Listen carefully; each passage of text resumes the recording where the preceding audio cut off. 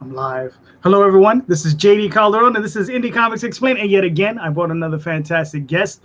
But before we get to him, please hit like, hit subscribe, share out the video, let people know we're here, and we're bringing you some of the best independent creators out there.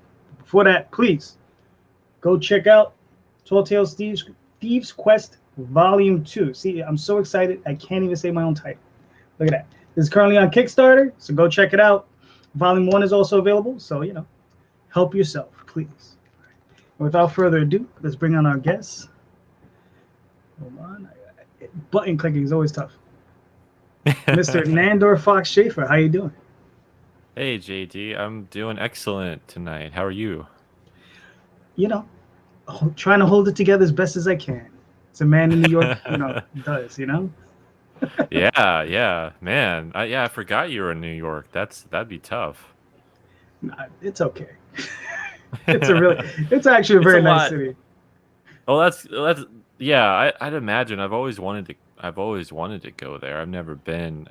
And I live in Missouri, the Midwest here, so I Mhm. think completely different kind of uh, sides of what's been going on, the last couple of years, and just how everything's kind of ran. But I imagine things are looking a lot better in New York than they were. Oh yeah, but I mean, listen.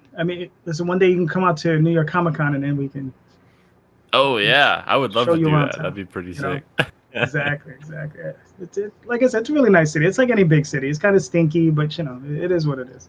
It has its sights. Yeah. Trust me. We take you down, Museum Row and Cathedral Yeah. Row, and you'll be impressed. We have some nice stuff. It's sometimes really surprising. It's just like, ooh, look at all this culture Yeah. for the Yeah, unwashed definitely. I masses. I know my girlfriend, she visited New York one time, and we had watched some films together after she came back, and just like films that took place in New York, and you see all those like trash bags and kind of trash everywhere, and she was like, "Yeah, that's what it's like." And I was like, "Oh wow, that's Yeah. accurate. That's pretty cool." Yeah. I mean, we just have, trash just gets put on the street. I mean, it is what it is. Yeah, totally. Uh, so, Nandor, I mean, we've done this before. So just for clarity and for everybody's sake, I've interviewed Nandor before. So if you want to hear the Yeah. stuff about how he makes comics, what pencil lead he uses, all that jazz, go to that video. Right. This time, we're gonna talk Yeah. about different stuff because you're on your fourth Kickstarter, right? This is your Yeah, fourth that's campaign. right. Yeah, My man. fourth So campaign. Yeah, it's been almost a year since we've talked. Probably like 8 months or 6 to 8 yeah, months. So mhm. Time goes by quick. You know. yeah. Yeah, I mean, this is what since that time. This is your second campaign. So yeah. Yeah. So my last one was for Seasons Volume 2. So I got it right here, and Nice. yeah. So now it's on to Manchild, and I'm so disappointed because I should be shipping these out. I should have copies and be shipping them out, but they've been delayed in California right now. Oof. So fulfillment has been disappointing because I had this all planned out to where I would launch this campaign after I fulfilled all of Seasons Volume 2. I fulfilled partially of it. Like I've done the digital rewards, and some people have gotten their physical books, but there's a lot of people that haven't yet, and Mhm. it's all due to shipping delays, and so that's been really annoying. All right, that sucks. I mean, is it with the printer that's causing the issue, or is it just the fires that's going out there? Yeah, it's just the stuff that's going out there. I know they're in California, and I talked to my printer a week or two ago, and he Hmm. said that it's a nightmare over there right now when it comes to shipping. So Right. they're just they said expect the books in a week or two, and it's been a week, so hopefully I'll get them next week. Right. No, no. And are those hardcovers? Yeah, they are. So seasons volume 1 and 2 are both hardcovers. They're both 100 pages, over 100 pages, and yeah, so uh, really great quality books. We did. had a lot of fun with this one. We embossed Fletcher, the main character, and also had him gloss there, so he looks Nice. really, really good. And I got my Foxhole Comics logo. This is my first book with my logo on it, so I'm really happy with that. But Cool. yeah, it turned out beautiful. I mean, it turned out perfect, and that's what makes waiting for these so hard because they turned Mhm. out so good, and I wanted people to read it. Like only a handful of people have read it, and so I just want more and more people to read it, and the backers to get their books and to hear what they think about it. Nice. Yeah, well, I'm one of those backers, so I'll be getting those books. But I Yeah, want yeah, totally. to, so, so I wanted to ask, now, did you get those printed domestically, or was it done overseas? It was overseas. Yeah, I print Okay. through Print Ninja. Yeah. Gotcha, gotcha, gotcha. And wow, yeah, I know that's expensive. Yeah, Um, yeah, they are, but they're, man, really high quality and for me, really great customer service. They're really helpful. okay, well that's good. That's good. I mean, most of their stuff I guess printed in China. So, I mean, Mhm. did you find did so now they're in California. So, I mean, but before California, did you find there were a lot of delays? I mean, obviously they have their issues just like everybody else.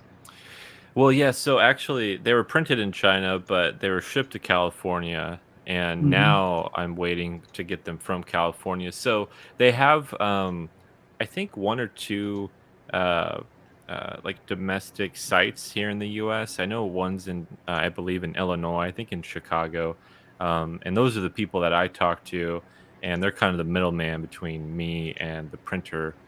Right. So we kind of go back and forth that way, but they're really good at letting you know if something's off with the files, and they're really good at responding to your emails and keeping you up to date with stuff. So I really appreciate that.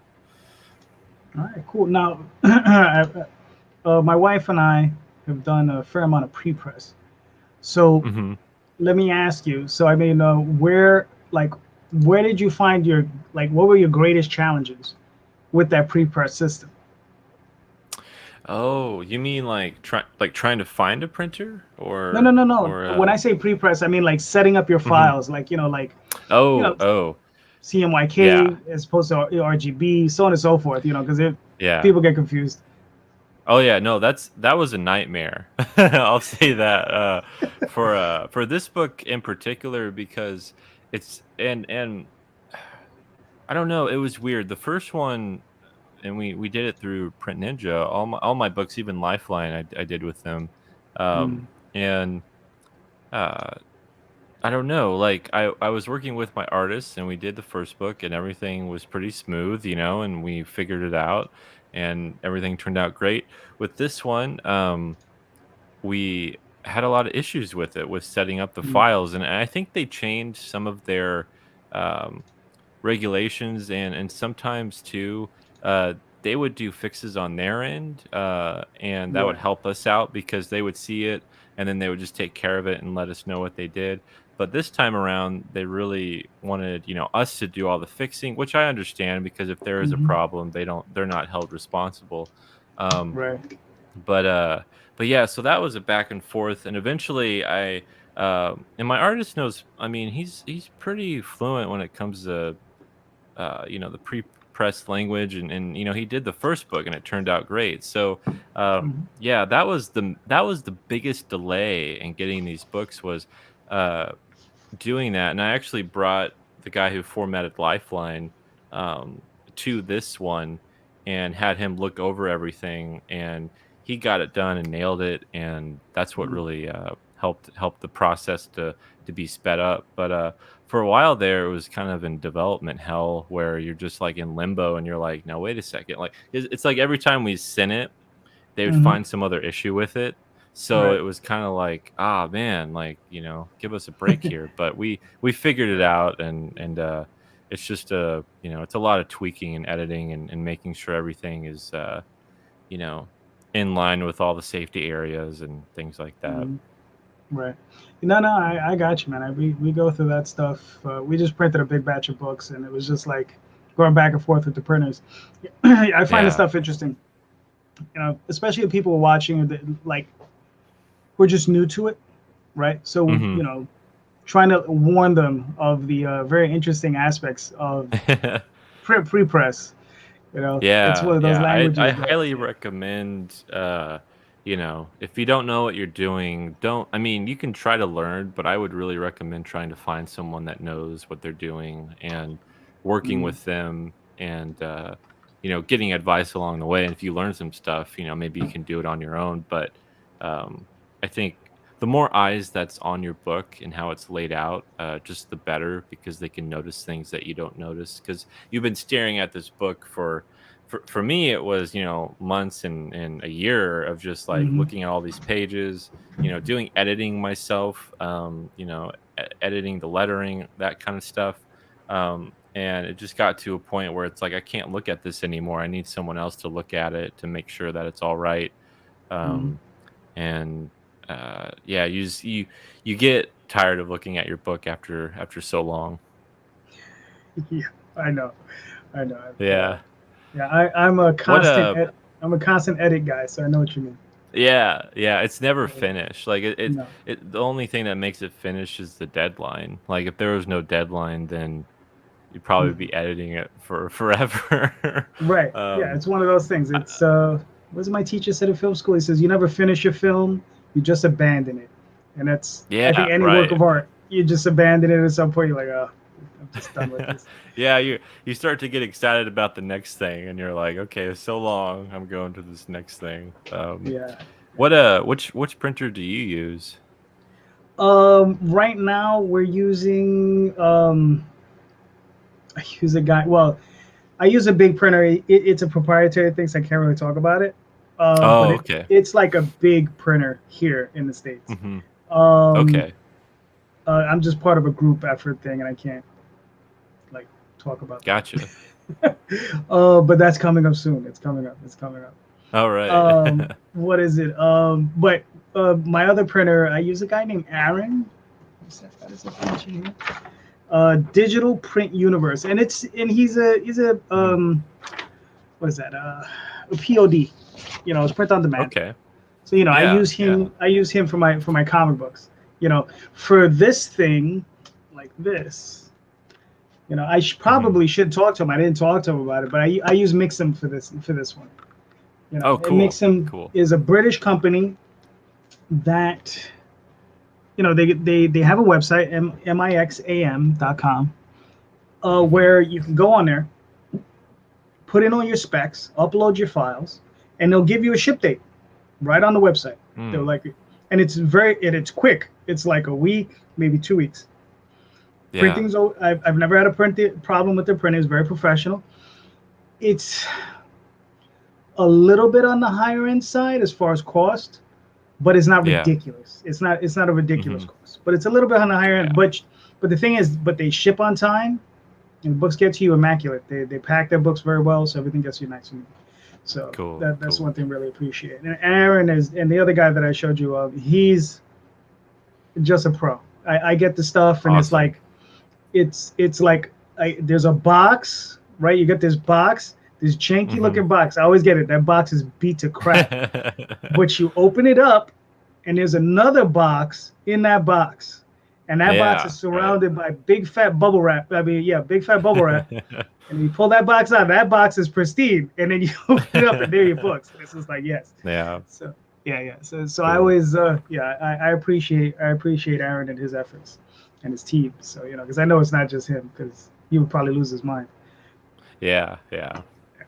So so what was your print runs on those? 1,000 each? No, I keep it under 1,000. Mm-hmm. So volume one, and that's mainly due, I mean, it's a hardcover, but also shipping costs for sure when it comes to hardcovers are pretty Right. crazy. But so my first book, I did 500, and the Mm-hmm. same for the second one, and Lifeline, I did 250 for that one. Gotcha. Gotcha. Now we're gonna delve right into the business. So Yeah. I mean, as far as like because I'm always looking for price breaks, right? So usually those price breaks come at 500 and 1,000, 1,500, 2,000, Yeah. 3,000, and then 5,000 after that. That's where you Right. usually get those dramatic price breaks. So I mean, Right. um, I mean, your business. So you know, did you not like obviously did you ordering 500 seemed to be the right thing to do as opposed to 1,000? hmm Yeah. Not now. Yeah. Right. Go ahead. I'm sorry. Yeah, no, so and the reason for that is just it comes down to cost. It might in the long run, it could hurt you, but Hmm. I'd rather have 500 books, sold and not have 500 laying around. Right. I'd rather just have 500 that are gone. Hmm. And especially when it comes to uh, I would love to print, more, but when it comes to my fan base and the amount of followers and people I have, 1,000 is just too high right now. It's not something that um, I would find really viable for where I'm at. But Hmm. as I grow, and I think as the series grows, I think it's really good to, have even more. When it comes to Man Child, that's a single issue. Hmm.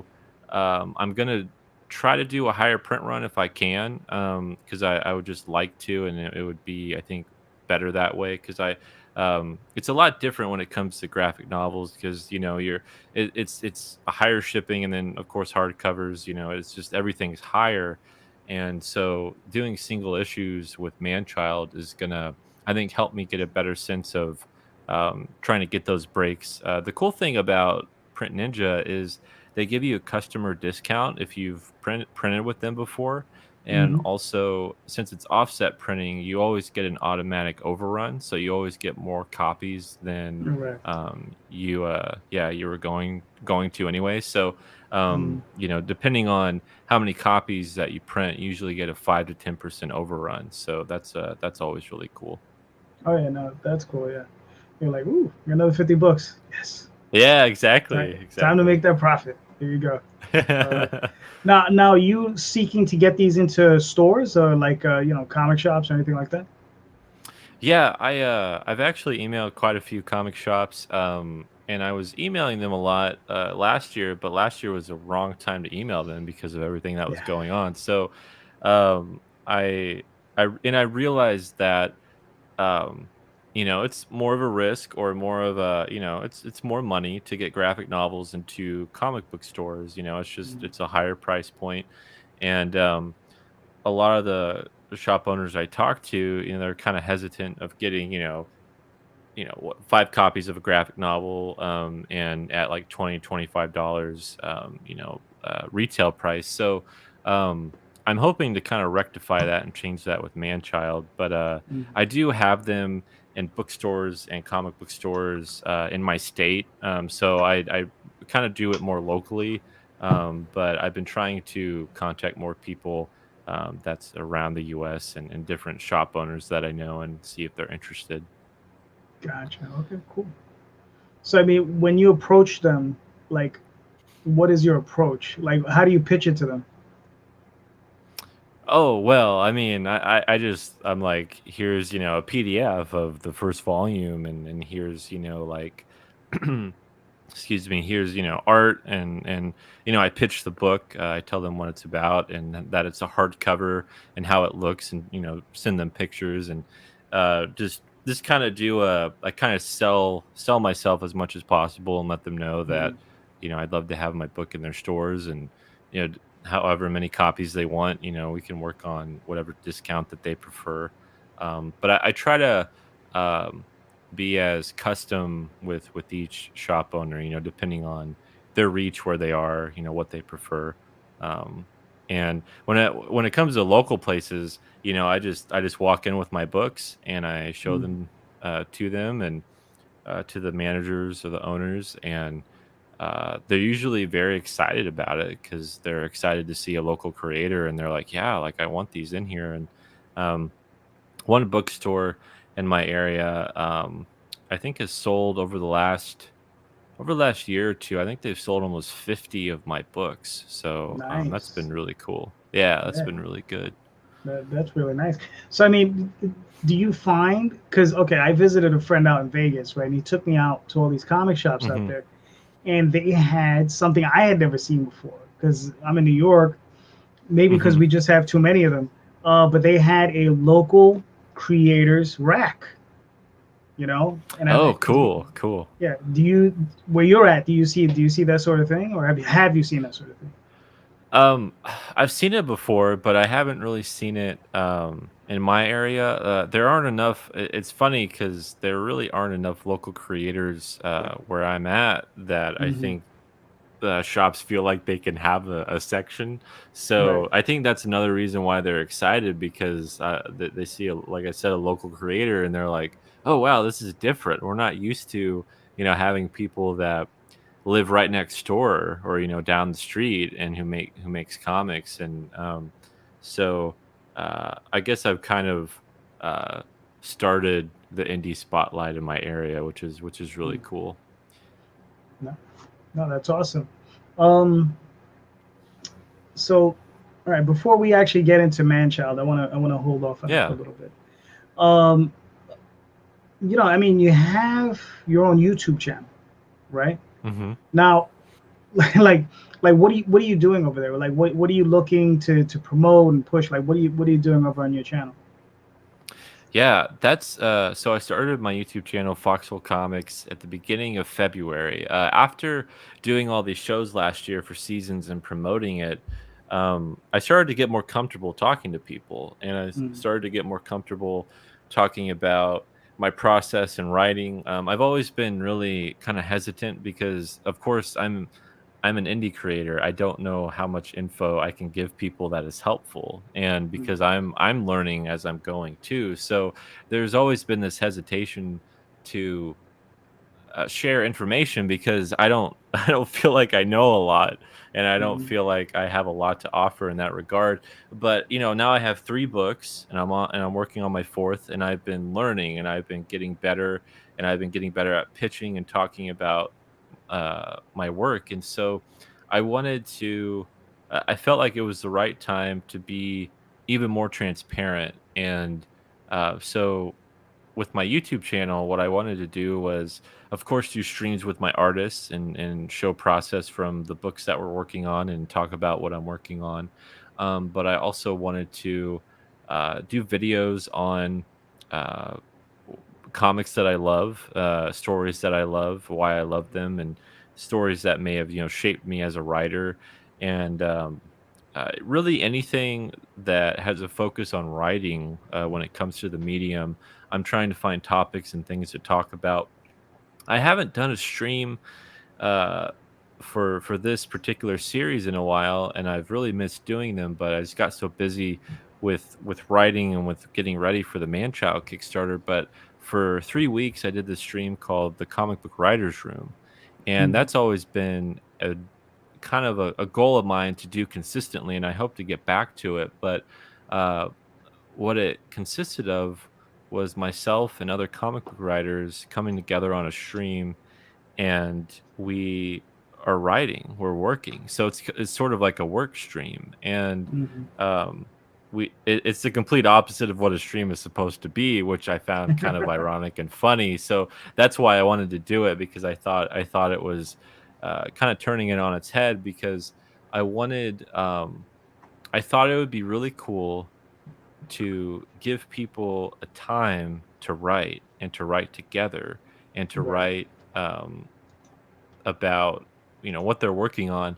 And then after like 45 minutes to an hour after we're done writing, we can talk about it. Like, we can talk about what we're working on, if we had any questions, if there was a certain part in the story, or certain dialogues, between characters that was really interesting. I At the time I was working on character design, so I was really thinking about how a character should look, and so I wanted to do something that would be sort of spontaneous for people, and then also people in the chat who might be interested in comic book writing. They could see writers at work and see that kind of what happens, and also if they had any questions, and also um, you know for someone, I have a day job and I have a lot of commitments and responsibilities, and finding time to write is always a priority for me, but it's always something that you have to make time for. And I thought I could, get two birds with one stone and go, okay, well, I can be active on YouTube, and show people that I'm a constant presence here, and also I can do some work. So that's kind of Mhm. how I looked at that. And I also have this series, a video series called The Art of Writing Comics, where I look at my favorite books and I just flip through them and talk about scenes or portions of the book that I find really interesting and that make me want to be a better writer, and things that you can Mhm. steal from writers and look at and go, okay, how can we adapt this into our story? And so that's really been the main goal and focus, is to uh, put comic book writing on a higher level, on a pedestal, to kind of show Mhm. it off and celebrate it. Gotcha. That's really cool. Because I mean, I hear that sort of stream. I'm like, well, is it just a bunch of guys typing on the keyboards like this? Yeah, Right. right, right. Or is it like, are you doing a round robin? Uh, what is it? Here we go. This troublemaker is popping up. Hey, Varian. What's up, V? Uh, I so I do want to say, as because Varian's watching, I hope he got my package, because um I submitted one of my books for the comic book awards that Indie Volt's doing. So I'm hoping he got my package. listen, him receiving your package is less important than my PayPal account number. Okay, I'm one of the judges. No, I'm only joking. It's like, yeah, I Yeah, am one of the yeah. judges, but See, I'm talking to the right person here right now. exactly. So yeah, all right, JD, keep the great stream. Thank you, Connery. But no, yeah.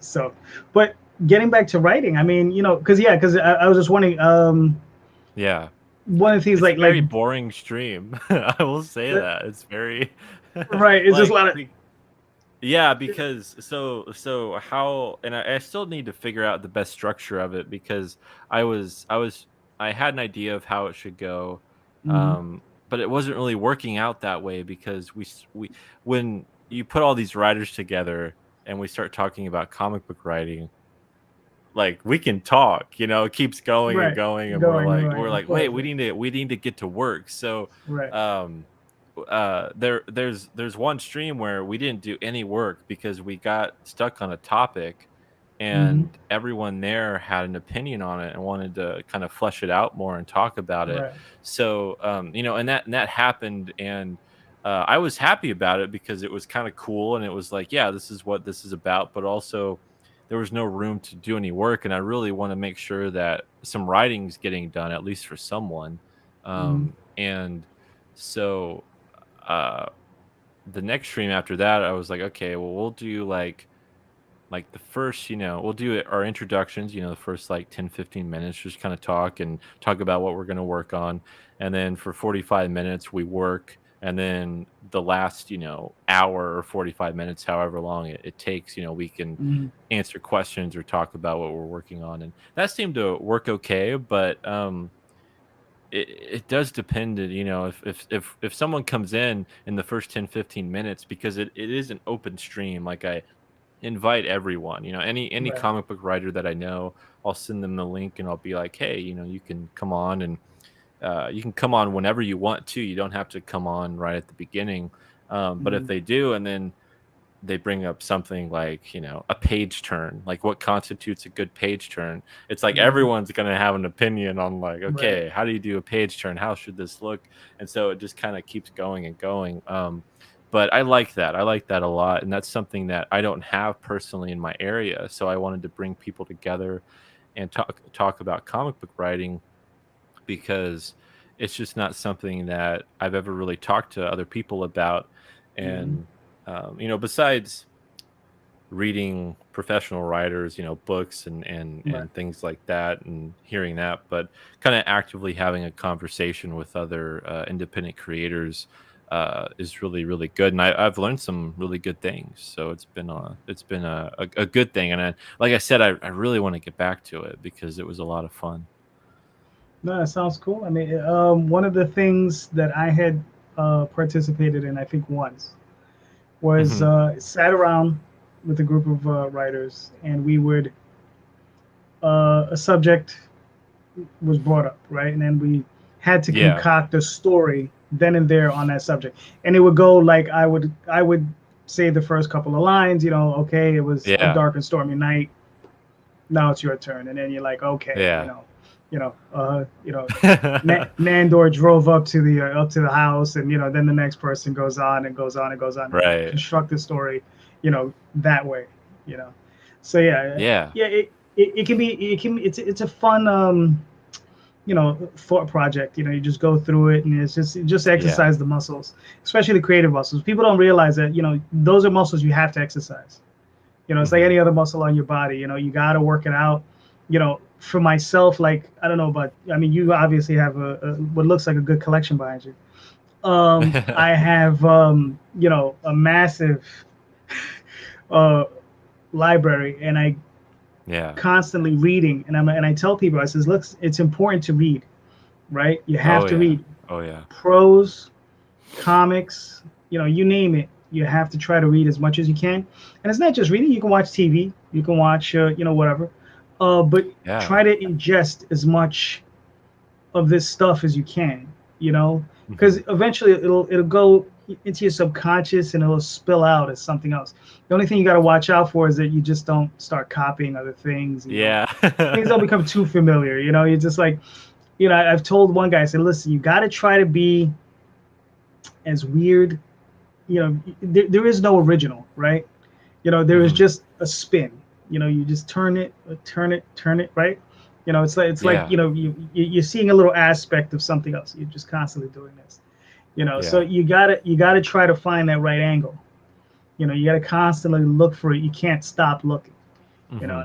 And I think that's important for writers. You just gotta keep looking, and just tell the Yeah. stories you want to tell. You got to find yeah, you got to find your voice or your perspective on that Mm-hmm. topic or that message or whatever, and that's really fun. I mean, that's one of the best Yeah. parts about writing is looking at, okay, not just looking at a story and going, well, how would I do this, but looking at it and going, how do I embrace this? How do I Mm-hmm. make this something um really interesting to me? And then you just start to notice things, and you start to notice patterns and things that you like about characters and storytelling. And eventually, if you're a good enough writer, uh, people will read your work and not see something else, and Mm-hmm. or not see something else and see it so clearly where they're like, well, that's just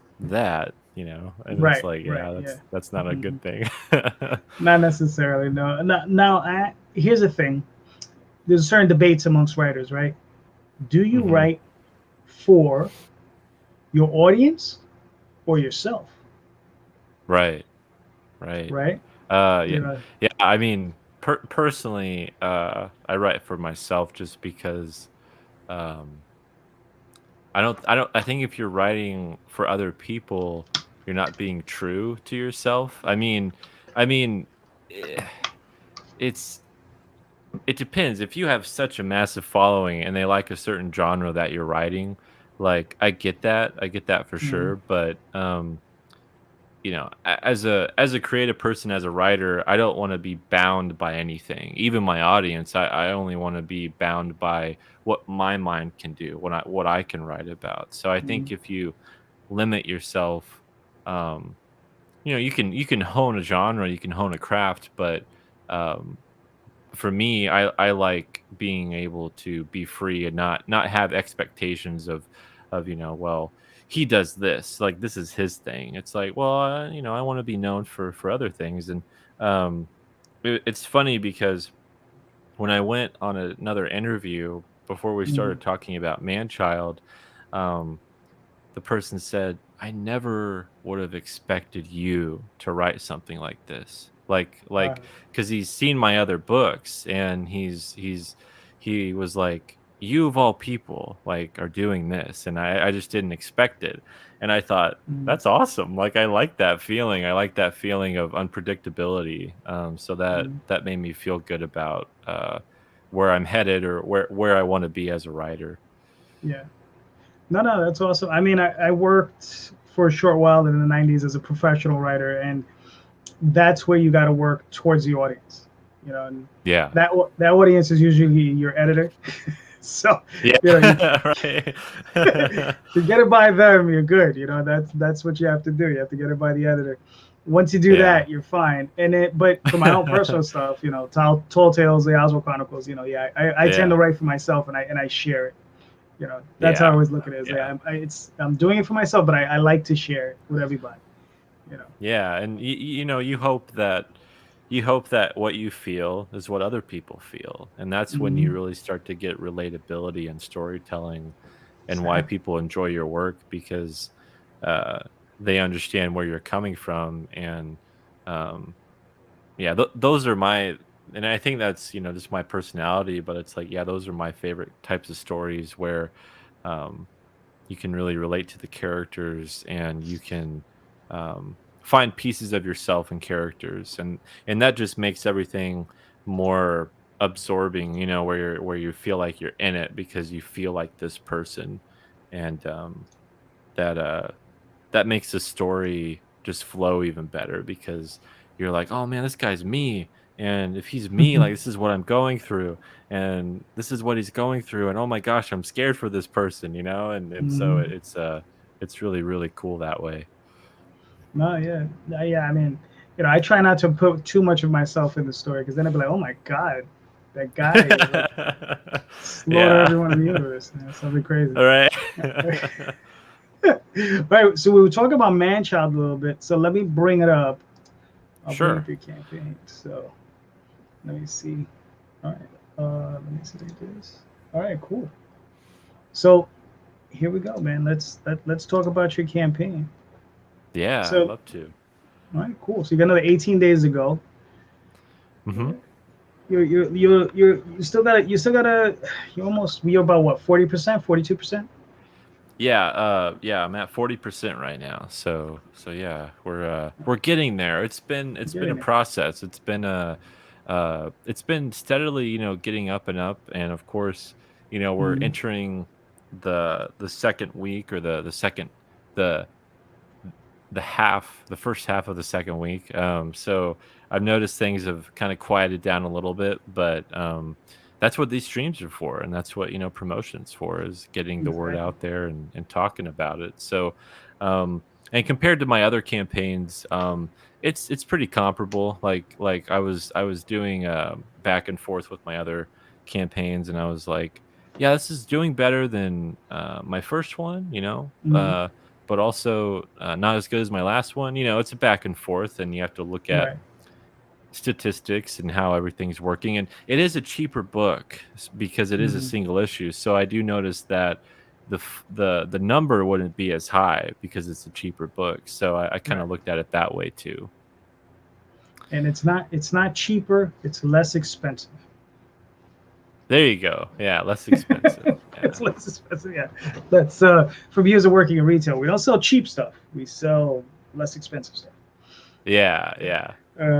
Nobody wants to hear cheap. It's not cheap. It's good stuff. It's just less Oh yeah, expensive. no, it's not cheap, but it's, Right. yeah, it's not so Seasons was $20 to $25, and so was Lifeline, and the Hmm. standard cover for Manchild is $10. So Right. it's a 22 page uh, interior, artwork and story. Would love to add more, of course, if we hit some Hmm. stretch goals, but yeah, it's going to be a single issue, and I'm really happy with where the campaign is right now. It's going well, so I'm happy with it. Okay. So talk to me about Manchild. I mean, what is the series about? I'm a bad host. I don't I don't like Yeah. researching. I like Uh-huh. discovering. So Yeah. yeah. So that's one of the things. I don't like looking through everybody's life. I was just like, no, I want to discover as I'm here, damn it. So talk to me. Who's Yeah. this Rufus guy? What's going on? So Manchild is this campaign is for the first issue, and this series is going to Mm, be a mini series. It's going to be 6 issues, and it tells 2 stories subsequently. So you're going to be following these 2 stories at the same time that alternate between each other. mm, And the first storyline, um, or I guess the one of the storylines takes place in the Silver Age inspired superhero universe with the Monarch Crier, and mhm, he is this butterfly. He's the butterfly superhero character, the Monarch butterfly superhero character, and he fights his arch enemy Professor Pilgrim in the series, and you see his battles between him, and you get to just be transported into the classic superhero age and the Marvel age of comics. And mm. then you have this other uh, storyline with Rufus. And Rufus is this ultra super comic book nerd that takes place in the modern day. And he loves comics. He lives for comics. He, goes to the shop every Wednesday. Him and his friends all hang out at the comic book store. They go see the new superhero blockbuster film, and this is what he lives for. He's the man child, essentially, in this story. Right. And that idea really came about wanting to put that word on trial and look at the idea of what does it mean to be a man child, because I thought it was an interesting contradiction that people would say, you know, be young at heart, but Hmm. then they criticize you for being a man child, being Right. someone that um, loves what they grew up with, and that's a part of their youth. And so I thought it was something I wanted to explore as someone who is so obsessed with comics and with superheroes and with all this stuff. And I kind of wanted to look at myself and where I was and growing up and being trying to become an adult as I grow up and be more responsible as a person. And I've seen my friends and other people struggle with this idea of, do I need to leave what I love behind to grow up to be an adult? And I know a lot of people have in their life, or at some point in their life, they stopped getting comics, for a long time because they, met their girlfriend or fiance or whatever, and they didn't think it was a cool Hmm. thing to like comics. And I've heard that story a lot of times, and I thought, that's really interesting. I want to see what that's like in a story. Like, what could I do with that? And so that's part of it, and then a really big part of it. So that's kind of the modern where the modern day storyline comes from, Hmm. and the Silver Age storyline comes from uh, me grieving over the death of Stan Lee, because after he passed, I never got to meet him. I never got to see him, and I always wanted to. It was a childhood dream of mine to be able to at least see him. At least Right. like pass him by and at a convention or see him speak or something. And after he passed, I did a lot of research. I read like 3 biographies on his life, and I read biographies on or the history of Marvel Comics, and read novels, and was really trying to do more research because I wanted to learn about how these characters were made, how Marvel characters were made, and kind of the process. And also when he passed, there was I saw a lot of disrespect in the sense of people thought that Stan Lee was just a thief, or they just consider him a Hmm. thief for stealing like Jack Kirby's ideas or Steve Ditko's ideas and all this stuff. And that really challenged me as someone who loves Stan Lee. I was like, okay, well, I'm going to look into this for myself, and I'm going to see where I come out on the other side of it, and also give credit where credit's due. It was a challenge to me, and through all that, I came up with this story, and how the two relate is a mystery that is up to the reader to discover. So that's kind of a crux of the storyline is, okay, how does the Silver Age world and the modern day connect, and what is that supposed to be? And um, I will say a lot of it is just looking at the trajectory of comics as a medium throughout the years and looking at where we are now. Uh, compared to where we used to be. And I think that made for a really good exploration of archetypes and superheroes and why we love comics in the first place. Okay, cool. Yeah, listen, I mean, I get you. I feel you. Yeah. My guy is Roger's last name. Famous author, from back in the day. That, well, I shouldn't say, he's an incredible author who's won a lot of awards while he was alive, and Yeah. who not enough people know now. He's Yeah. slowly being forgotten, and there's a lot of authors like that. And I remember Harlan Ellison. God rest his soul. Yeah. Yeah. Speaking to that. Because Roger was his friend, and he's just like, Mhm. people are, you know, they're picking at his bones, as he would put it. They're like, because they're stealing his stuff. So it's just like, it's one of those things. Yeah. We got Story Comics, the evening on. What's up, Story Comics? So Hey. yeah. So all right, yeah.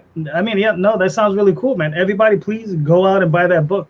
Sounds awesome. I'm gonna get a copy for myself, so that should be nice. So Nandor, we're close to the end, but we're not there yet. You know it's coming, so it's coming. All the Yeah, goofy that's questions, right. right? So I I like got those. I was looking forward to the the fire round or whatever. yeah. It's coming, it's coming. But before we do that, though, please let everybody know where they can find you and your work. Yeah, people can find me on Facebook, Nandor Fox Shaffer. They can find me on Twitter at Nandor Fox Shaffer, and then on Instagram at Nandor Fox. So all my social media is my name and my middle name. And then please on Foxhole Comics, you can subscribe and follow my channel on there. I talk about writing. I talk about my process. I talk about my books and how progress is coming along, and just have fun with comics in general and being an independent creator. So, yeah, that's Foxhole Comics. People can find me there. All right, cool. So all right, let's get on to some of these questions. So I mean, you've been on the show before. You've answered a few of these questions. So I'm gonna change it up Yeah. a little bit. If you could pick an artist to work with for Hmm. interiors, not for the cover, but for Hmm. the interiors, who would you pick? Who would you want to work with? Mm. Don't worry about budget, living or dead. Yeah, right, right. Uh, Yeah, there'd be so many people I couldn't work with if it was about budget, right. you know. Yeah. And is this I know you didn't say, but like living or dead, does it Yeah. matter? Living or dead doesn't matter. Yeah, Who would you want to okay. work with? I would really love to work with. There's a few people, and I'm trying to find my favorite one that I'm feeling right now. Mm-hmm. I'm gonna go with John Paul Leon because I know he's passed, but he was someone that I always loved his work, and yeah, if I got to work with him, the book would be amazing. No matter my words or my story or whatever, it would just be amazing to look at. Uh, that's the benefit of working with someone that powerful. It's just like, oh, all right. Yeah. It doesn't matter if I show up. It's covered. Yeah. Yeah. All right. That's fair enough. Um, Now, if you had the ability to take on a line of books as an editor, right? Mm. As an editor, not as a writer per se, because as writers, we are editors in our own sense because we have to sit down and do our Yeah. thing, Right. right? Right. So if you had a choice, right? Oh, we'll do it like this. So let's say everything's going well in your life, going so well Mhm. that you have to consider hiring another writer to write one of your books. Who would That's you get? awesome. Yeah. Who would you get? Oh man. Man. Yeah, that's such a cool question. I think mm, I would I would want Jim Kruger. He's one of my favorite comic book Mm, writers, and everything I've read of his has been really inspiring and also mm, incredibly.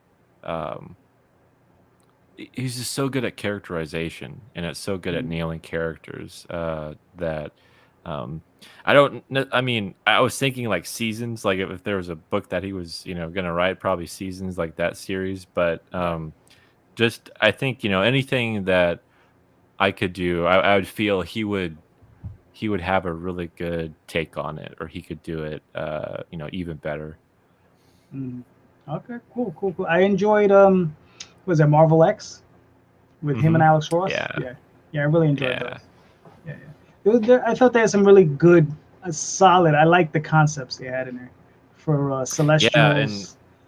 yeah, with the world being like the seed, like like a seed Right. of the celestial is why the world, and like Galactus, his job is to like fight the celestials, so that's why he destroys different worlds. It's Yeah, like it really did a good job at making yeah, everything connect in a way. cohesive. And Yeah, yeah, uh, and and it's Galactus I just cracking eggs. right. I just I just finished Justice, Mm, that he did with Alex Ross and Doug Braithwaite, and that was just incredible. I loved it. mm, I had no idea I missed out on it, and I was like, I need to read this. And um, I mean, anytime you read a story, a DC superhero story, where you have Shazam having to throw Superman into the sun, like that was uh, awesome. Like uh, it was just so cool. So uh, that was a memorable moment. all right, cool. Yeah, no, that's yeah, Jim Crew. Okay, I like. What's funny is what is like he's like one of those guys whose stuff I've read and I've Hmm. enjoyed, but he's not like he's not like high on Yeah, my he doesn't. radar. You know? Right, he doesn't do a lot, and Yeah. I think the comics world is lesser for that because he can do some amazing things. I finally found it. I've been looking for it for a while, but Mhm. he did this Adventures of Superman story, this issue where Superman actually uh, confronts the Green Lantern who didn't save Krypton. Like he was the Green Mhm. Lantern of the sector that let kind of Krypton Right. explode and die, and he actually meets him, and they it's a whole storyline, and it was very moving and very touching. A good storyline about forgiveness, and it was really well done. That's cool. That's cool. So Superman didn't punch him in the mouth. No, no, he didn't. He wanted to though. You're like, oh, I'm He sure. wanted. I'm sure. You let mommy die. Like, right? Right. Yeah, no, I got you. I got you. All right, cool. All right, so let's get on to some of these comparatives. All right. Yeah. There is no since you've been on the show before, there is no feeler outs. It's just right into the deep end. You know. All Um, right. well, actually, I'll softball you with a couple here. Here we go. Halloween or Christmas? Christmas. Yeah. Okay. All right. Cool. Cool. Cool. Um, are you into manga and anime and that sort of thing?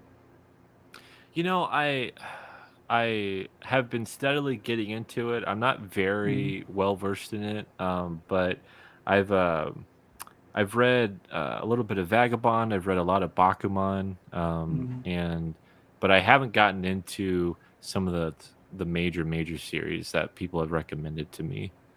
All right. Cool. So we'll skip over those. Doctor Strange or Okay. John Constantine? Oh, that's great. Doctor Strange. Yeah. Why? Why would you pick Doctor Strange? Oh man, he's the Sorcerer Supreme. I like his look. And uh so that's visually I just find him really striking. Also uh he's one of those characters that I find his I find the Stephen Strange portion of him, like the human side of him, very fascinating. And I always like to explore the that humanity aspect of a superhero.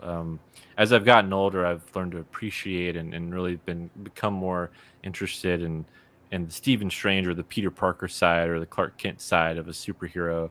Mm. So I think his story about uh, you know sort of being like a Tony Stark, just being, really high on his ego and then having an accident and not being able to do his job, and you know, uh, what he has to learn from that always uh, keeps me really interested in the character.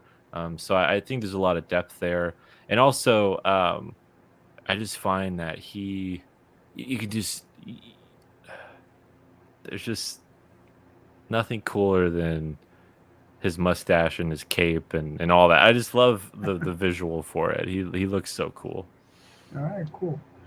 Kirk or Picard? Ah, Picard. I gotta go with Okay. Picard. Okay. Cool. Cool. Cool.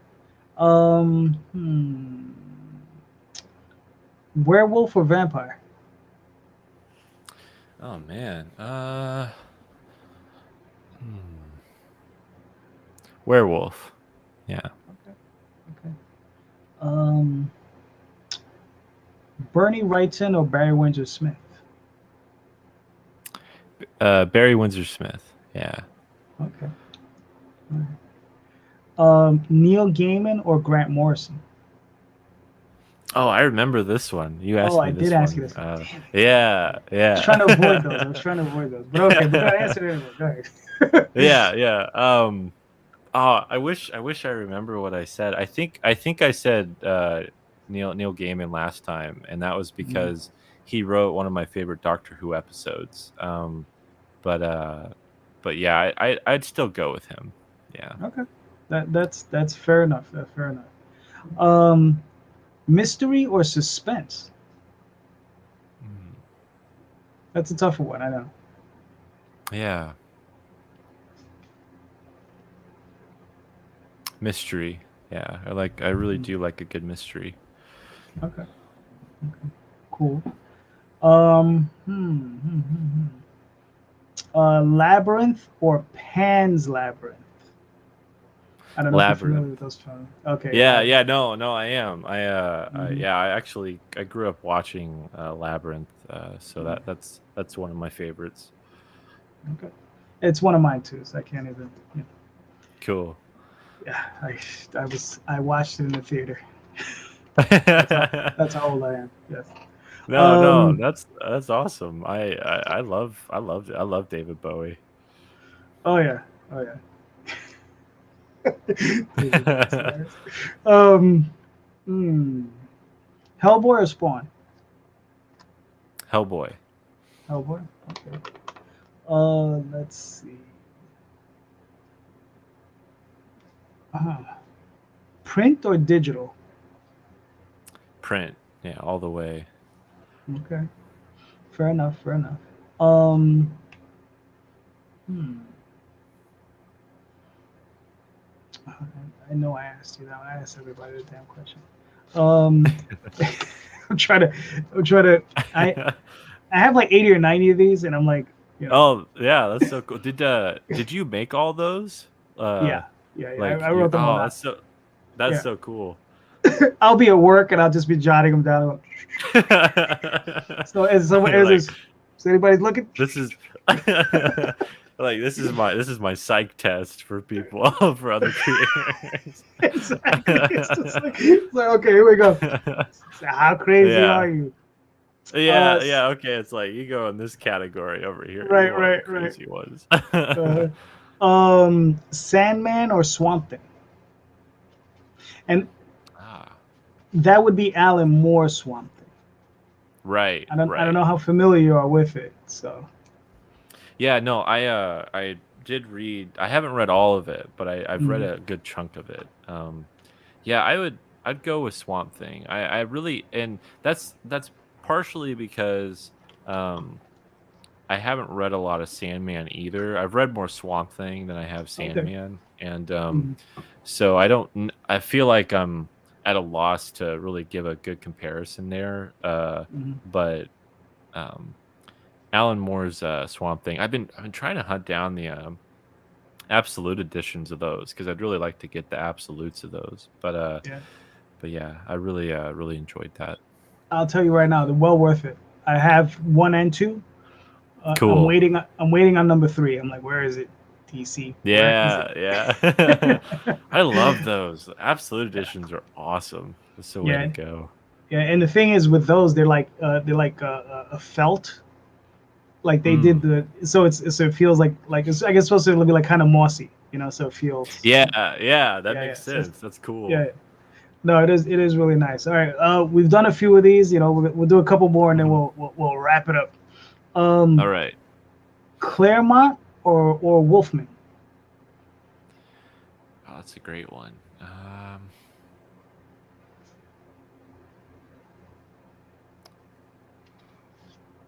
Wolfman. Yeah, Okay. gotta go with him. Yeah. Now, why would you pick Wolfman over Mr. Claremont? Well, I feel like I feel like you have to be someone of a writer of another headspace to write something like Crisis on Infinite Earths because every time I read that Hmm. it just seems incredibly complicated and almost just impossible. Like I don't know if anyone else could have written it. Mm. And then his new Teen Titans stuff, with George Perez and that is Oh just yeah. really iconic. And every time I look at it and read it, it just captivates me in a way.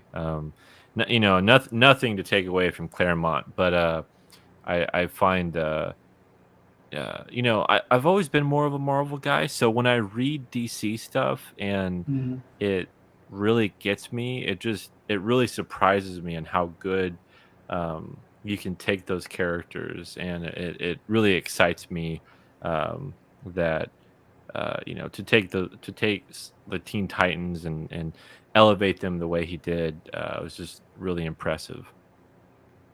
All right. Cool. Cool. Cool. Um. See, I don't remember if I asked you this question, but I'm gonna ask it anyway. Okay. Frank Miller or Alan Moore? Yeah, I don't know if you did ask me that one. Alan Moore, yeah. Okay. Why? Well, he um his his tastes I think mirror my own when it Hmm. comes to um craft, the way he tells a story. Mm. Uh I find it more of a puzzle to read his work, and I think Frank what makes Frank Miller's stuff so great is because it's so impactful and so Hmm. emotional, that it's so like visceral and just there, and everything's really laid out, and I love that. But I love Moore's nuance in the way that he can weave things together, and I think he just has a voice that um, is completely unique to himself, and I feel like Grant Morrison is close to that, but I think Hmm. he um, I don't know, I just don't think there'll ever be another Alan Moore for sure.